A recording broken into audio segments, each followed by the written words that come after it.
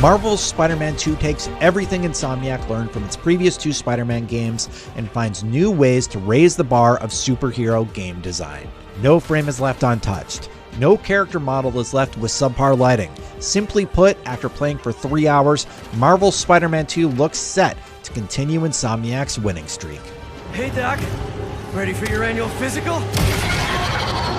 We were dropped a ways into the game on level 25 versions of Miles Morales and Peter Parker. Each is dealing with their own difficulties in life, with Peter trying to pay a mortgage and help cure his friend's disease, while Miles is simply trying to write his college essay, but spider business keeps distracting him from the task at hand.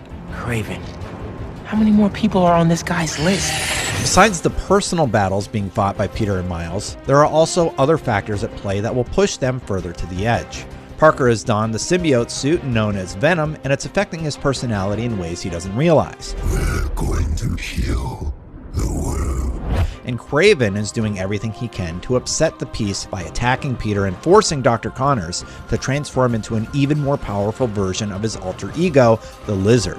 The Dr. Connors storyline is particularly bittersweet, as you're really hunting down a father who wants nothing more than to return to his family, but now he'll be doing so with a few Spider-Man and Craven inflicted injuries. This fight will actually take you across a large portion of New York City that Insomniac boasts is 2 times larger than the previous games. Taking full advantage of the PS5, Spider-Man 2 will allow you to travel across the city faster than ever, not only because of the zippy new web-slinging animations, but also because of the web wings that you can access at any time with the press of the triangle button. Web wings are a lot of fun to use versus swinging, but they will lose momentum over time, so you will need to use your webs unless you're in a wind tunnel. The wind tunnels will let you go to specific places in the city extremely fast by flying incredibly quickly to that destination on the air currents. But in addition to all these traversal options, Insomniac showed that you can also simply swap to Peter or Miles on the fly instantaneously, a la swapping between Trevor, Franklin, and Michael in Grand Theft Auto V. Marvel Spider-Man 2 will introduce the ability to switch between the 2 wall crawlers in the open world, and thanks to the power of the PlayStation 5, you can make that switch almost instantly. I had the opportunity to ask the Insomniac team about how the PS5 SSD allowed them to accomplish instant travel and faster web swinging. Mike Fitzgerald, Core Technology Director at Insomniac, clarified a few other details, including the fact that the slingshots where Peter or Miles will pull back on 2 extended webs and catapult themselves forward allows Spider-Man to travel 3 times faster than in the first game.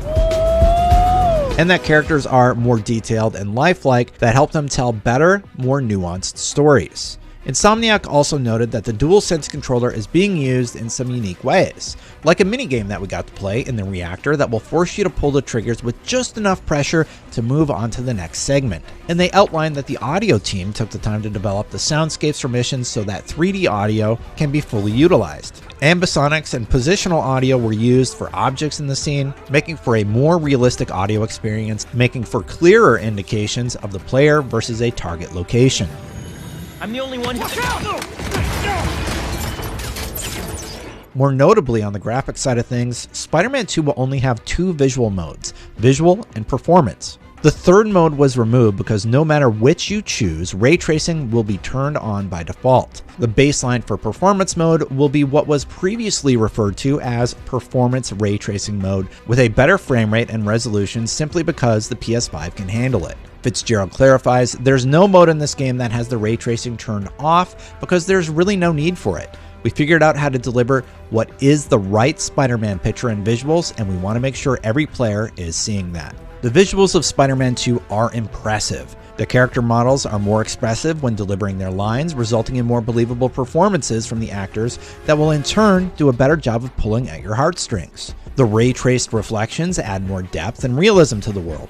Breakable environmental additions make it feel like you've succeeded in unleashing havoc in an area after a devastating combo. But my favorite improvement in Spider-Man 2 is the heavily reworked combat. Now, both Peter and Miles have a wide array of abilities and gadgets at their disposal, but more on that in a moment.